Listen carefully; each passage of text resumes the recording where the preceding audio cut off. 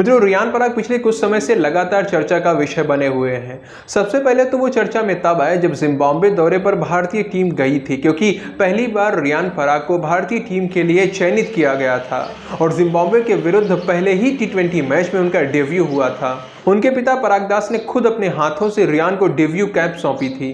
किसी भी पिता के लिए, किसी भी परिवार के लिए यह बहुत ही भावुक पल होता है जब उनका बेटा उनके सपने पूरे करने चाह रहा है, क्योंकि रियान के पिता भी बड़े क्रिकेटर बनना चाहते थे।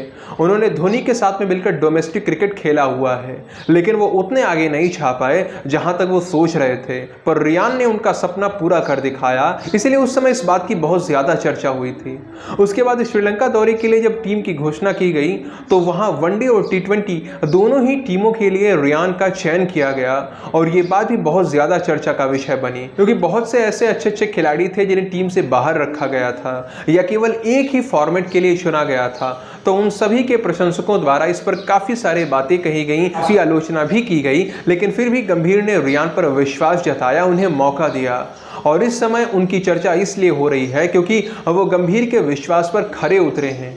पहले टी20 मैच में रियान का बल्ला तो शांत रहा, लेकिन उनकी गेंदबाजी ने कमाल कर दिया और उनकी गेंदबाजी के ही चर्चे इस समय लगातार होते जा रहे हैं। उनकी गेंदबाजी के ही चर्चे लगातार हो रहे हैं। कई बड़े क्रिकेट विश्लेषक, कई पूर्व क्रिकेटर सभी रियान की प्रशंसा कर रहे हैं और उन्हें भविष्य का खिलाड़ी बता रहे हैं। वैसे पहले मैच में रियान की बल्लेबाजी भी चल जाती, लेकिन उनका बल्लेबाजी क्रम बदल दिया गया। वो हमेशा 4 नंबर पर बैटिंग करने के लिए आते हैं।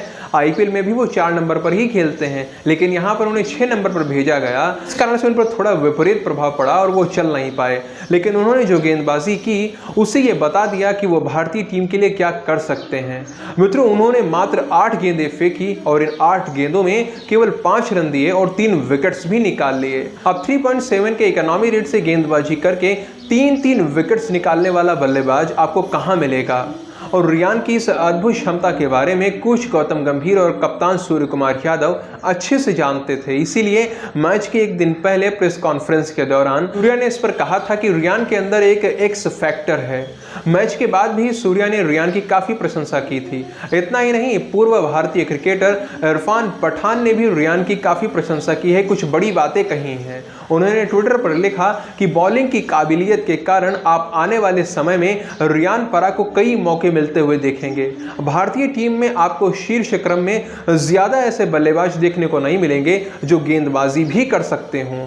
यही वो महत्वपूर्ण बात है जो रियान पराग को एक्स्ट्रा एडवांटेज दिलाती है। और ये बिल्कुल सही बात है, कोई ऐसा बल्लेबाज जो ताबड़तोड़ रन बना सके और गेंदबाजी में विकेट भी निकाल सके, इतना जबरदस्त ऑलराउंडर यदि किसी के पास है तो फिर उस टीम के लिए कोई भी मैच जीतना असंभव नहीं है।